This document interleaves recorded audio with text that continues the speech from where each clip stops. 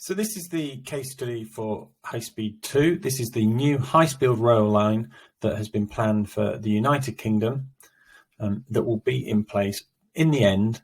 Well, the first one will be by 2028 and in the end by 2038. So we're just going to take you through this as a case study that you can use in geography. So the reasons for HS2, the big one is this term levelling up, and that is increasing the wealth and the prosperity for the north of England. London is skewed by having the most high paid jobs, the highest paid incomes and highest houses. And the idea is that that will spread around to the north of England as well. So that it means that you don't necessarily have to live in the south of England to access those areas. So it's going to spread the jobs and the wealth around the country. It will increase the rail capacity of the country so that people don't necessarily need to travel by cars as easily. It will decrease the travel times. In some places, the times will reduce by up to an hour if you're traveling from Manchester down to London.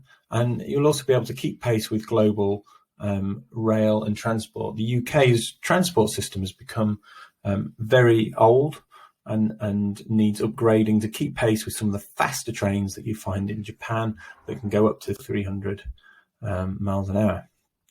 Now, the idea of it is that it will improve the infrastructure of the UK. So you're going to be able to connect the north of England with the south of England. Travel time is going to reduce by an hour.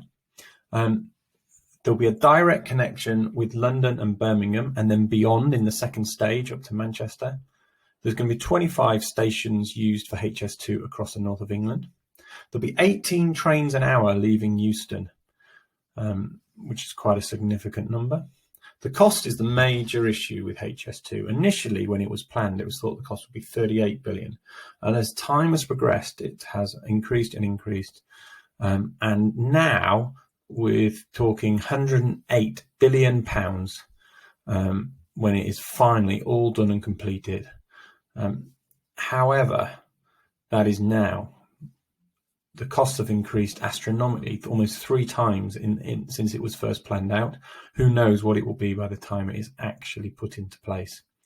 The first stage from London to Birmingham is looking to be complete between 2028 and 2031. So it's also not a quick project, it's something that's going to take some time. Here we have the route map, and you can see you've got London Euston heading up to Birmingham New Street, and then it will fork into a Y going up to Leeds and York, and then the other direction heading up into the northwest of England up towards Manchester. The advantages of HS2 is going to increase opportunities. More people will be able to access the higher paid jobs in London, and those jobs will then spread the wealth around the north of England. HS2 claims that it will have some significant environmental benefits, that eventually HS2 will become carbon neutral.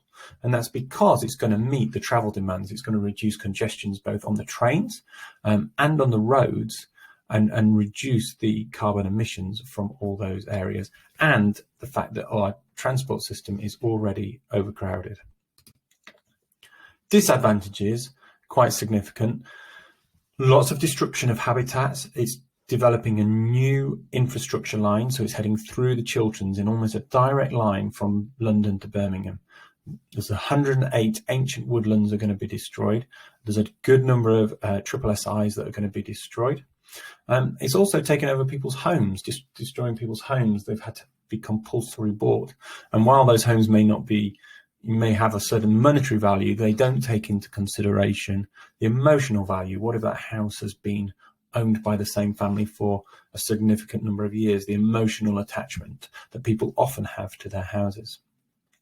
Another criticism is that it's only those in the north of England that will benefit. There's only one station between London and the north. So actually, a lot of the environmental costs of HS2 are being borne by those living in the south for the benefit of those in the north. And then the final part, does the UK really need it?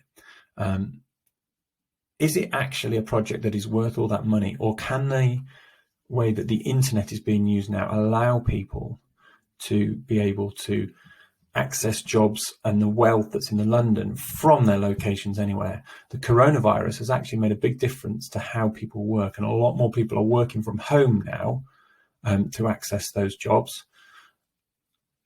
Is it actually necessary for us to have a railway line?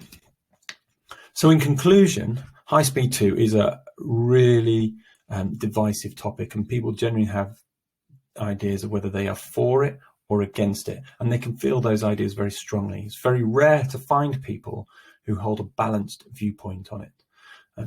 Make up your own mind, but it's important that you're able to discuss the advantages and disadvantages of HS2 and be able to put them into any essay you have to write.